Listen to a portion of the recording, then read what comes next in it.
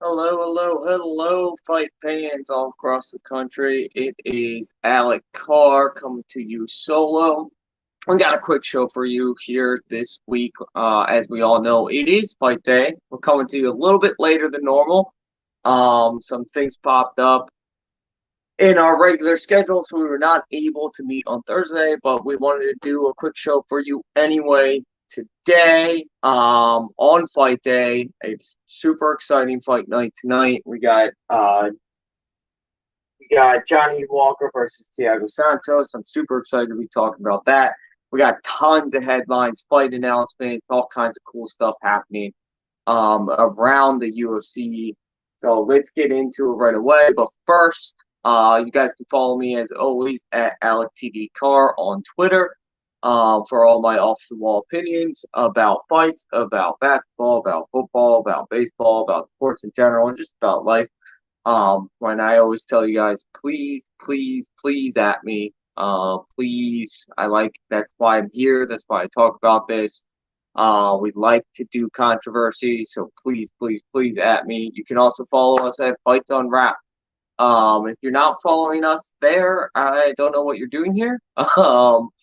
We are, in my biased, unbiased opinion, the best fight content out there. We're bringing you headlines, bringing you fight announcements, bringing you breakdowns on fights every single week. Um, so please follow us there. Also follow Unwrap Sports Network. Please, guys, it's what brings me, Monique, and Dustin together every single week. It's great content, amazing articles, amazing podcasts, amazing streams from all across the country. It's really cool. So if you want to see how people are feeling about the Bears in Chicago, we got somebody in Chicago. If you want somebody to tell you about the Knicks in New York, we got somebody in New York. If you want somebody to tell you about the Philadelphia Eagles and how much they suck, you got me and a couple of others right here in Philadelphia. So please follow Unwrap Sports Network on Twitter. Subscribe to the YouTube channel Unwrap Sports Network so that you can follow all of the content as it comes up on there. Also, we got to talk about our sponsors. We got to pay our bills, as Amber's like to say. Please, guys, Carlos Condit unfortunately is retiring. It was great to see him come back, get a couple wins under his belt before his last loss. I'm excited for him to see what this next phase of his life brings to him. But Carlos Condit and Fights Unwrapped are a strong supporter of RxHemp.com.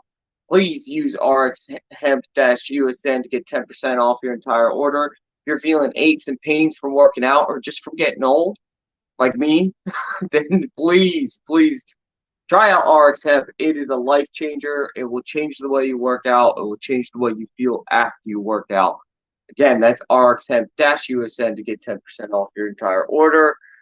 And please visit mybookie.ag today. Use promo code USN100 for a 100% sign-up bonus.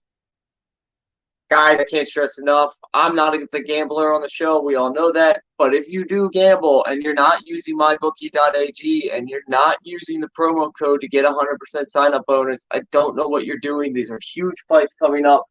Lots of crazy odds that you got on this fight to bet on.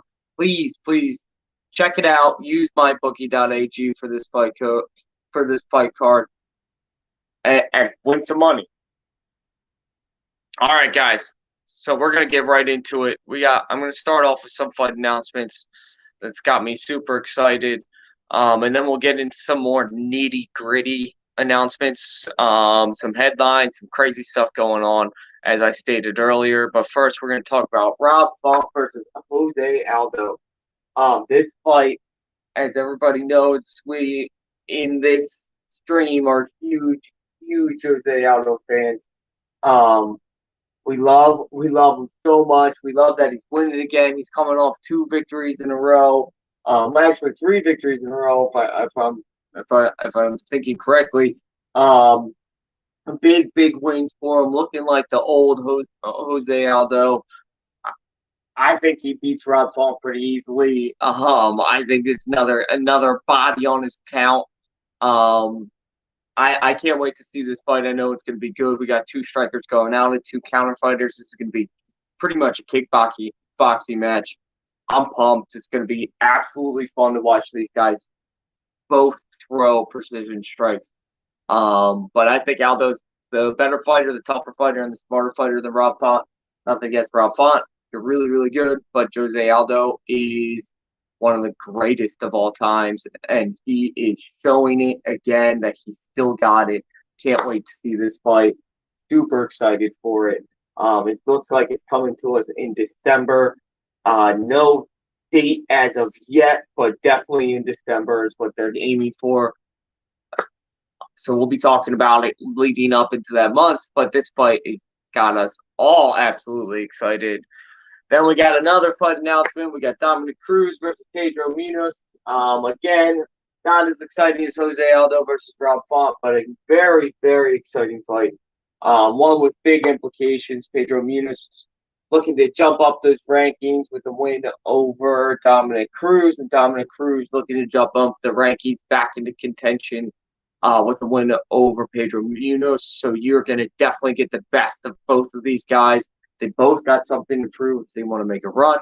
I absolutely cannot wait for this fight. I'm so excited.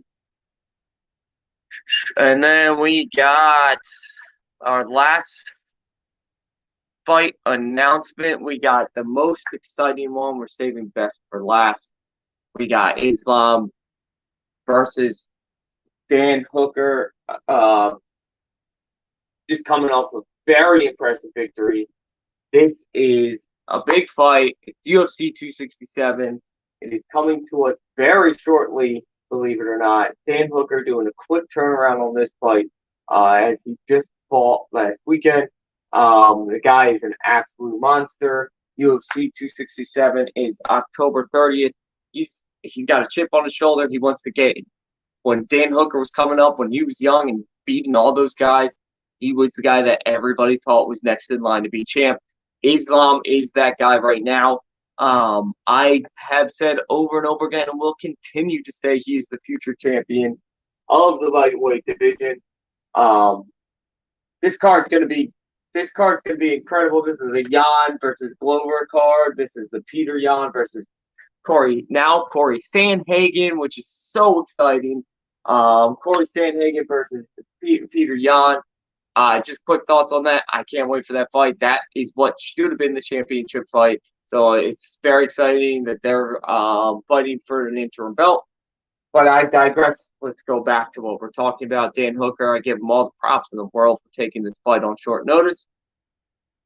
Unfortunately, you're going to lose because Islam is an absolute beast. He's the future champ. He's just waiting, putting bodies. He even said he's just another body for my count. Just another guy in front of me to get to my championship.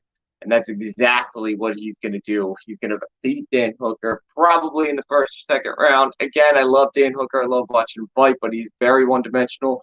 Even though he did show that he's been working on his wrestling a little bit more, I think he absolutely gets destroyed in his fight just because Islam's that good. It's nothing against Dan Hooker. Islam is an absolute beast. Those leg kicks, the body kicks that he delivers hurt people like that. Like they're a lot like Andrei Arlovski back in his heyday. So unfortunately, Dan Hooker, I don't think you stand much of a chance in this one. But I'm going to be tuning in because I can't wait for that fight. All right. So now we get into what do we want to talk about right now. Let's talk about something we've been talking about. We got another headline right here for you. We got Izzy Adesanya. We got Israel Adesanya, the style bender. Yet again, his coach coming out saying Whittaker does not deserve to be next in line, which is absolutely ridiculous. Robert Whittaker has been an absolute monster as of late. He has shown that he's back to being the Reaper. Gonna pull up his fight history so we can go over some of the wins that he's had. Just give me 1 second. I should have had it pulled up. So Robert Whittaker in his last couple of fights, he has beaten Darren Till. Absolutely annihilated Darren Till. Absolutely annihilated Jared Cannonier. Absolutely annihilated Kevin Gastelum, which was a joke. He shouldn't have been fighting them in the first place. Izzy, I keep calling Forrest Whitaker, not the actor. Robert Whittaker, the Reaper, um, has been just absolutely annihilating people as of late. Last time he fought Adesanya, he was hurt. He's coming off a long layoff. He was apparently still not even in full training. But he took the fight anyway because that's the kind of person he is. He's a badass. He wants to fight no matter when, no matter what. Hence the Kelvin Gastelum fight that he took, which was supposed to be Costa, who backed out, as Costa does. Um, but this is just a joke.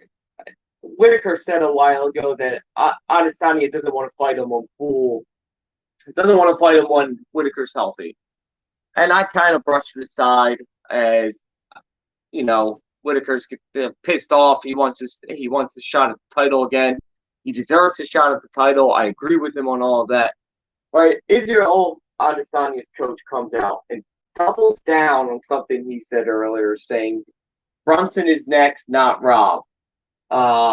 Dana White is apparently trying to get a Whittaker versus Adesanya fight in December or January. But this is another hiccup in a long overdue rematch.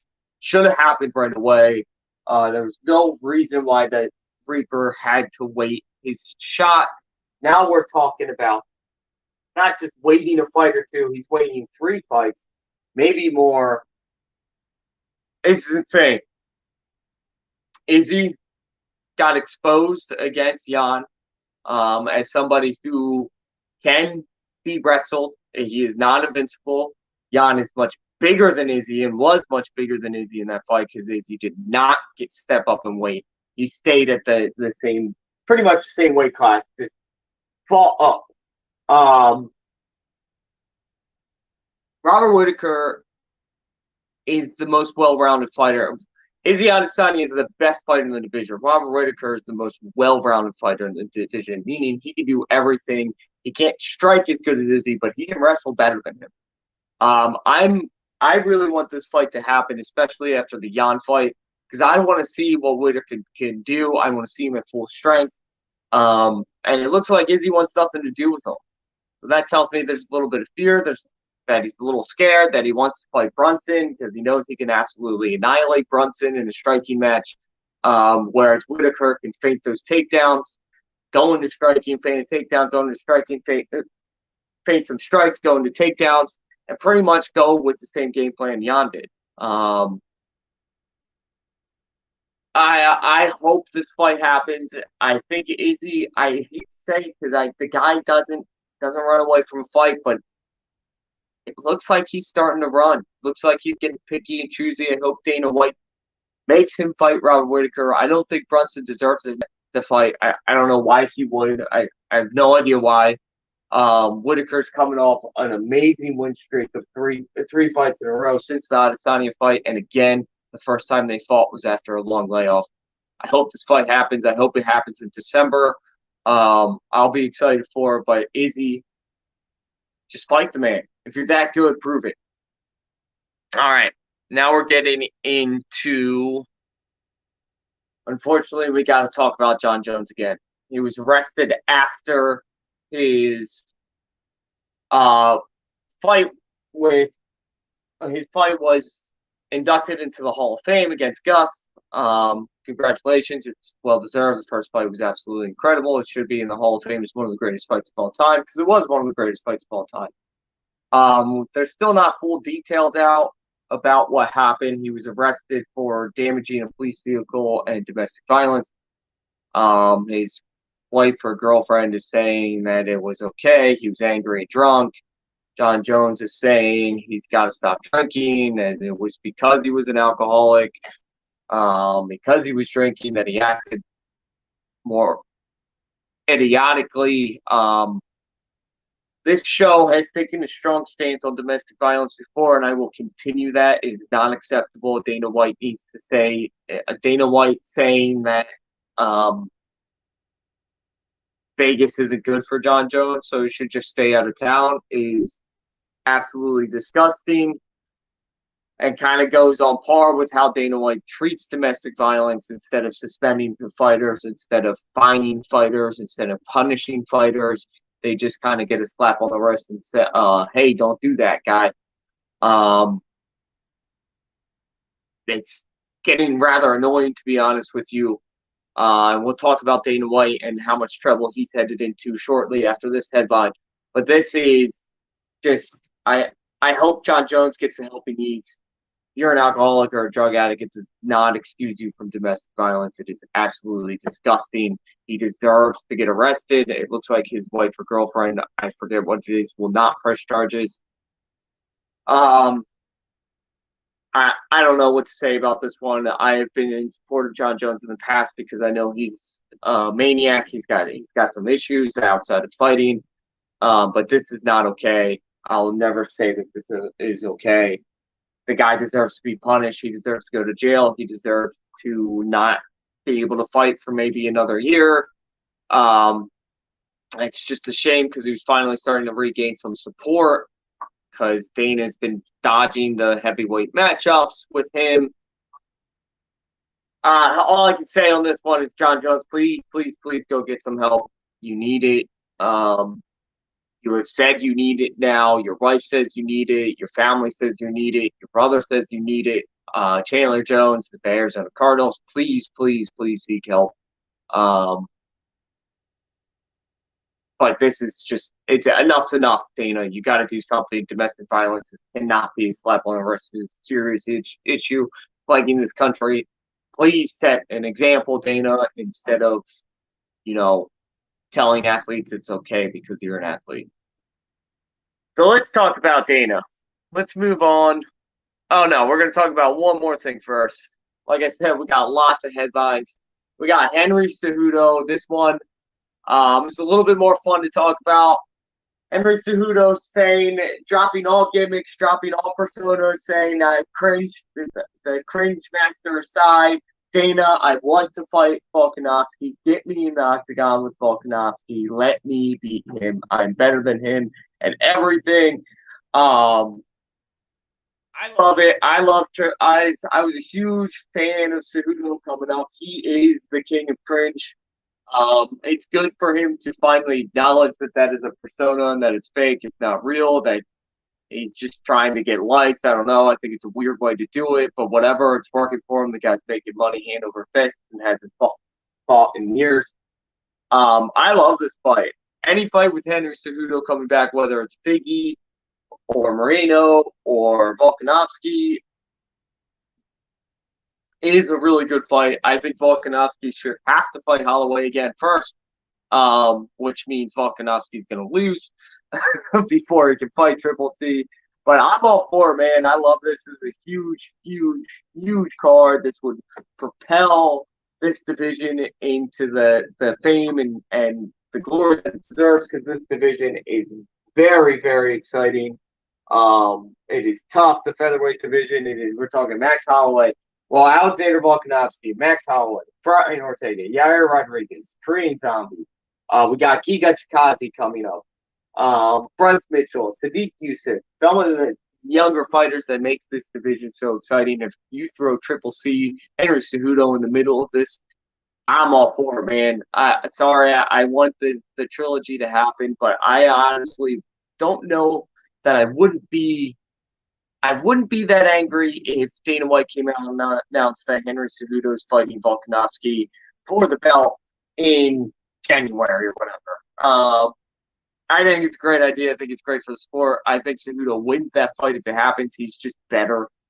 Volkanovski has size on him, obviously, but Cejudo's a beast, man. He can take you down and he can ground and pound with the best of them. He is a world-class wrestler, clearly, as his medals and accolades show, but now he's also a good striker.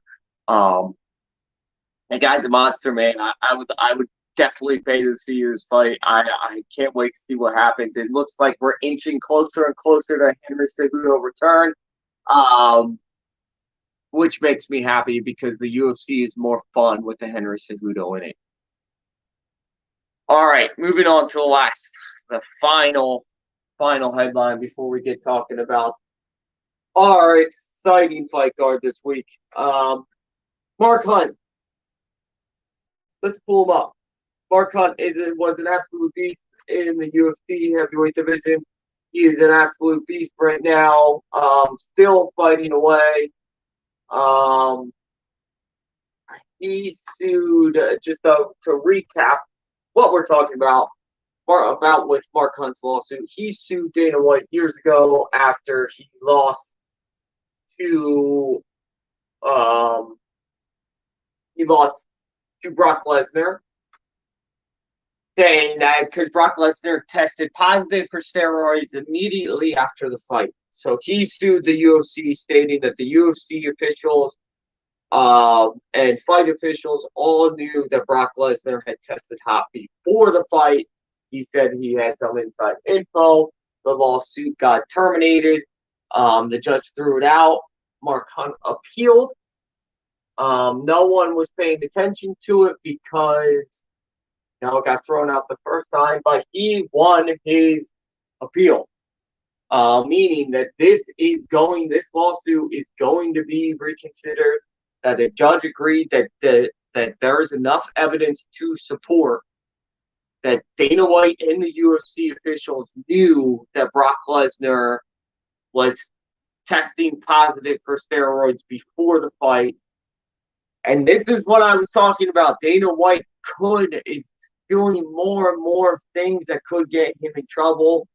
He is no longer a majority owner in the UFC. I think he's still a minority owner. His official title, I think, is CEO or promoter, or CEO and promoter. So the UFC ownership group could push him out. This is something that's definitely worth mentioning, and something I wanted to mention last because it is a big deal.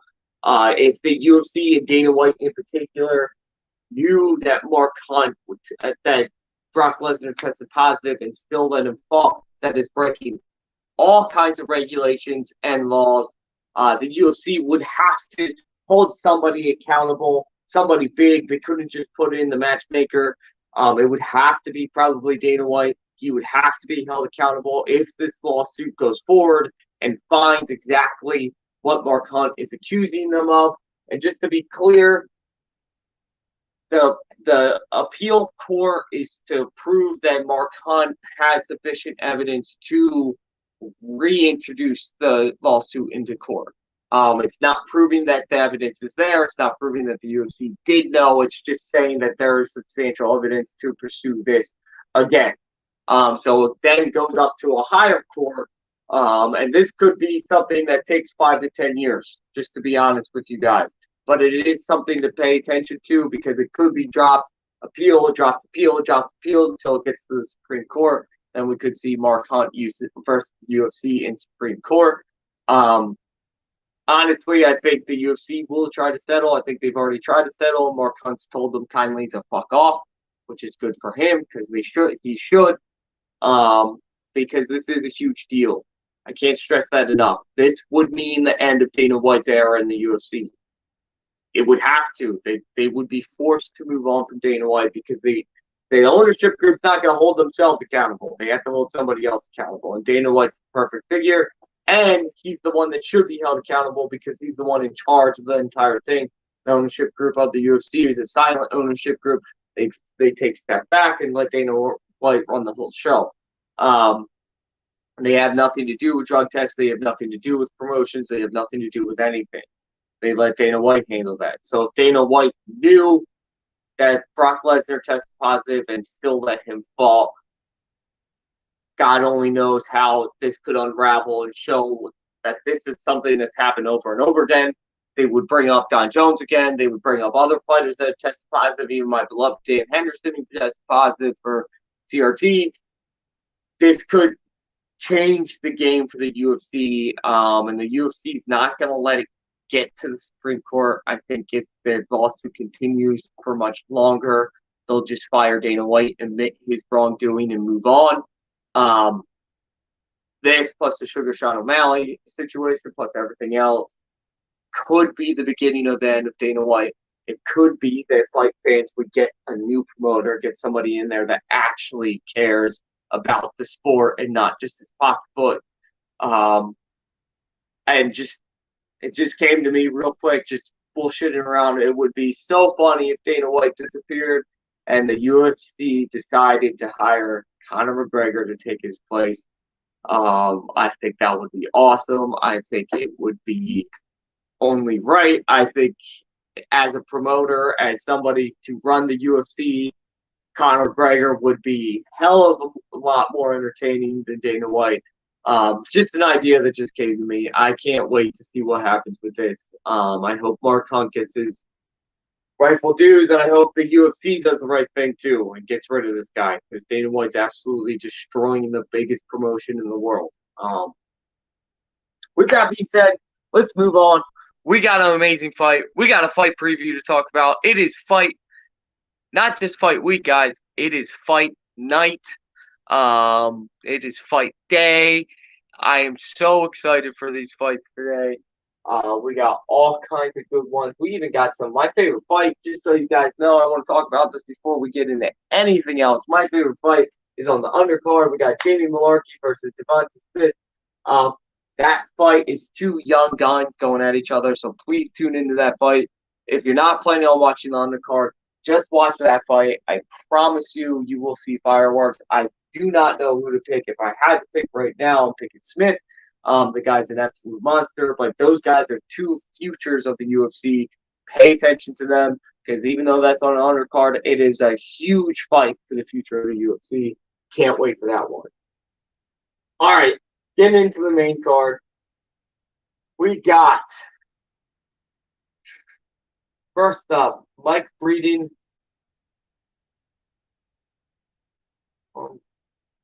Check that. That's not right. Sorry, I got my order wrong. We got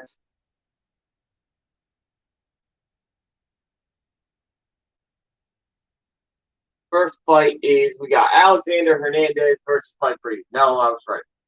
So we got Alexander Hernandez, who is a very good fighter. I don't think that this fight should be on the main card. Honestly, I'd much rather see the Smith fight on the main card. I'm just not a huge believer in Alexander Hernandez, guys. I never have been, never will be. The guy's an absolute. He's 29 years old. He's coming off a loss against Thiago Moises. Beat Chris Grutzermacher, who's not that great, probably not even in the UFC anymore. He lost to Drew Dauber. This is a guy that when he actually fights anybody, he tends to lose. Now, that being said, he's 29 years old. And it does have potential. Good striker. He's exciting to watch. I just don't think he'll ever be in contention. And he's drawing Mike Breeden, who is coming off of a newcomer to the UFC, but is coming off of 2 wins at the FST. So you got a little bit of an unknown. This guy's a striker, though. He's going to make it fun. He is known for flying knees, hard punches, crazy stuff, throwing spinning back elbows and all kinds of stuff. So this fight's going to be really fun because of that. Now, honestly, if you're going to hold me to a fighter, only gun to my head and make me pick a fighter, I'll pick Hernandez just because he's got a lot more experience in the UFC. He's beat some of the bigger opponents, but don't discount on Breeden. The guy's an absolute monster, like I said. Precision striker. We like these guys. We like watching these guys. So we'll see what happens. But right now, I'll say Alexander Hernandez in a unanimous decision. All right, next fight we got Jonko versus Ishak Krikunov.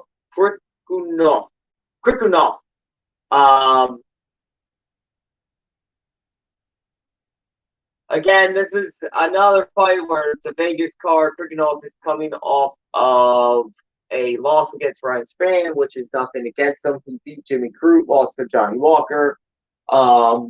This is a guy that is an absolute beast of a wrestler. I actually picked him against Ryan Spann. I thought he would win that fight because of his wrestling. His biggest downfall, though, has been he does not a great striker. He does not know how to strike. He's a wrestler's a grappler's grappler. And he's fooling against Christoph Jonko, who is an absolute monster. He has beaten the likes of Eric Anders. He has been in Octagon with some of the best. We're talking about Brad Tavares, Uriah Hall, David Branch, Sean Strickland. He's on a fucking tear right now. I think Jonko wins this fight pretty easily. I think this is over in the first round. This fight could end anyway, but I'm going to say he knocks him out in the early second round just to be safe. Because Jonko's just the better, more well-rounded fighter. Okay, moving right along. Next fight we got up is Nico Price versus Alex Olivieri. I'm excited for this fight. Nico Price is coming off of 2 losses against Vicente Luque and Michael Pereira, who is no joke. As we all know, we have seen his craziness. We have seen his crazy striking. He's unorthodox. The guy's an absolute monster. And Nico Price draws Alex Olivieri, he's drawing Cowboy. Okay, guys, he's drawing Cowboy, who is coming off of 2 losses, has been inconsistent as of late, but Cowboy's an absolute beast. I don't want to get it twisted. This is a guy that's been in the UFC forever. This is a guy that can win by striking or by wrestling. Sorry, not wrestling, Brazilian Jiu-Jitsu. He's one of the top Jiu-Jitsu artists in the entire world, not just in the UFC, in the entire world. I think he gets it done against Nico Price. It could be my bias coming in just because, again, not a huge fan of Nico Price. I think Olivieri gets this down on the ground. I don't think he tries to stand up with him. If Olivieri does try to stand up with him, he's going to be in trouble because Nico Price can strike with the best of them. He will get knocked out if he tries to stand up with them. Look for this fight to go to the ground early. And because of that, I think we got a winner by decision. I don't think he actually submits him, but he will go for submission after submission after submission. But I think we get a winner by decision in Alex Cowboy Olivieri. All right, we're moving right along. This fight is probably what I think is one of the most exciting fights other than the main event. We got Kyle Daukaus, Philadelphia's own Kyle Daukaus, whose brother's coming off of an impressive victory, by the way, going against Kevin, the apparently new and improved Kevin Holland. Remember, guys, that Kevin Holland went on that absolute tear in 2020, winning, let's go over it again, 1, 2, 3, 4, 5 fights, one against Aldo, which is an absolute monster victory. I've never seen somebody knock somebody else out from the ground like that before in my entire life. That is crazy. I can't believe that. I still can't believe that knockout actually happened. And then he went up against Derek Brunson and Vettori. And we saw that Kevin Holland had one glaring weakness. Could not wrestle. He couldn't defend takedowns. Once he was on the ground, he couldn't get back up. He just could not wrestle. He's still one of the best strikers in the world. He is also an amazing Brazilian Jiu-Jitsu artist. But again, cannot wrestle. So what did Kevin Holland do? He called his friend up, Daniel Cormier, and said, "I'm coming to train with you." I hope he worked his ass off. I hope he did learn how to at least defend takedowns. He's not going to learn all of wrestling in a matter of 6 months to a year. No one can. But he can learn how to defend takedowns. This fight is really interesting because it is actually a good matchup for both guys. We got let me rephrase that. We got Kevin Holland striking versus Daukaus. Incredible grappling. So we're going to learn real quick if Kevin Holland worked on that wrestling. Because Daukaus does not want to strike with Kevin Holland. Nobody wants to. Daukaus can hold his own on his feet. He is no scrub. Daukaus is somebody who could be coming up real quick in this division. Even though he's coming off of a loss against Phil Hall, a win against a guy like Kevin Holland to get him right back into climbing up the rankings instead of going down. Kevin Holland, though, coming off those 2 losses is still no joke. He's a guy that is definitely still, if he did work on his wrestling, could be contending sooner rather than later. He is ranked 14th right now. If Daukaus wins this fight, he gets jumped up into the rankings and will become a ranked fighter. I can't wait for this fight. I'm going to go with Daukaus because I think he does take him down. I think he gets a submission in the second or third round. Probably be trying to set it up all fight like as he does. And I don't think Kevin Holland had enough time to work on his wrestling and his grappling defense. And because of that, I'm going with Daukaus. Call it my Philadelphia bias if you want to, but the guy is an absolute monster. I hope I'm wrong, actually, even though I'll be rooting for Daukaus. I hope I'm wrong. I hope Kevin Holland worked on his wrestling. I hope he learned how to at least take down a defense. Because if he did, he is going to be a problem in this division. An absolute problem. He could rise amongst the rankings quickly. If he wins this fight, look for him to fight a guy like Kevin Gastelum, Darren Till, somebody like that to keep him going up. If Daukaus wins this fight, look for him to fight along the same lines. Kelvin Gastelum is probably next in line for either of these guys. I can't wait for this fight. This has so many. This fight could be the future of this division. Now, that being said, the top 5 in this division is tough. We'll talk about the middleweight division. We got Whittaker, we got Costa, we got Kenya, we got Derek Brunson, we got Vettori. And we got, in the way of that, Darren Till, Sean Strickland, Jack Hermanson. So it's not going to be easy for these guys, but I think these guys are 2 of the futures of the division. Truly, I do. And whenever that happens, I get excited to watch. So again, I'm going with Daukaus by submission, just because I need to see Kevin Holland's wrestling before I pick him against the grappler. All right, coming last but not least, we got our main event of the evening.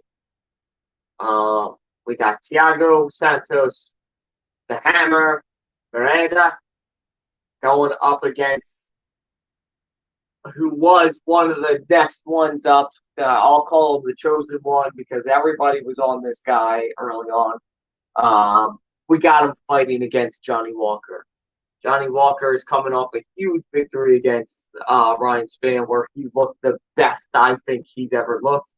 The guy, Johnny Walker's striking is scary good.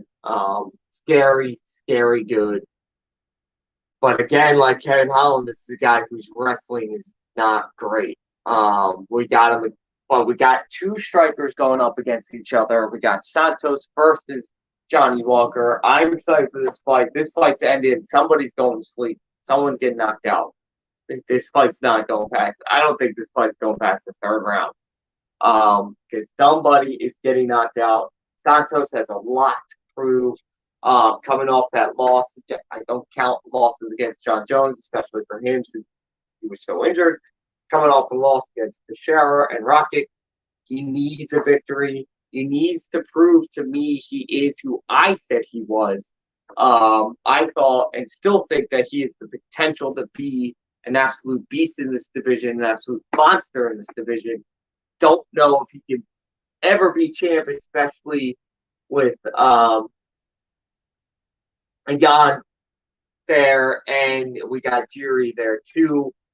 I don't think he can ever beat any of those guys, but this is a guy that could be in the top 5 forever. He's got all the talent in the world. He just loves to rush to try to get knockouts. Johnny Walker also has a lot to prove coming off that victory against Brian Spann, but he needs to beat a guy like Santos. He needs to sit in there and beat a guy like Santos and shows that he's learned to be disciplined in his approach, that he doesn't just search for knockouts, and that he can be patient Johnny Walker is not a patient guy. He's a guy that wants to push forward and push the pressure at all times, which is great. Until you fight the top guys who can use that against you. If Johnny Walker shows me patience in this, if he shows me that he has evolved into a better fighter in this fight, he is an absolute problem too in this division because his striking is so good. He has so much power. We're talking about Jan type of power, a guy that can knock you out in one punch. To be honest, if I had to pick, I think Johnny Walker. I do believe in the work that he's done. I've seen the videos. I've seen what he said. I've seen how he said it. He looks to be working his ass off. So I think Johnny Walker wins this fight. I think he wins in a knockout in the third round or TKO in the third round, which hurts me to say because I absolutely love Thiago Santos. But I think I think you lose this fight. I think you lose this fight and you drop in the rankings more. Johnny Walker propels himself to, let's take a look at them. Johnny Walker with a win over Thiago Santos could propel himself to number 5 in the rankings. That would be absolutely huge. He would leapfrog over Magomed. He would leapfrog over Dominic Reyes. He would leapfrog over Ozdemir, which he should. This could be absolutely huge for him. Thiago Santos, if he beats him, I think probably jumps over Anthony Smith in the rankings and goes up to 4. That being said, though, I think this is Johnny Walker's fight to lose. I think he's a younger fighter with tons of experience. Those guys are always dangerous, especially when they got knockout power like him. So if he's learned patience, he will win this fight. And I think he wins it in the first round. In the third round, sorry. All right, guys. That being said, that is the end of our show today. I am so happy to be here. I'm so happy to be able to do a solo show for you guys real quick. I do want to go over what we're looking at in the future. So let's pull up the fight schedule as we always do at the end of these shows. Next up, we got Mckenzie Dern versus Mariana Rodriguez. Awesome fight. So glad that they got to be a main event. Then we got Holly Holm versus Dumont. Then we got on October 23rd, Costa versus Vettori, assuming Costa doesn't back out. He probably will. And then we got UFC 267, a huge fight card in October 30th. Jan versus Sanhagen and Jan versus Teixeira. So I am so excited for that fight card. We will be talking about it, continue to talk about that card as it develops, as more fights get added to it. It looks like we'll have at least Islam and Hooker added to that card, which makes that card even more of a must-watch. But that being said, lots of fights coming up, lots of headlines. We'll see you next week on Thursday at 6:30. Thanks for coming. Happy fight night, everybody.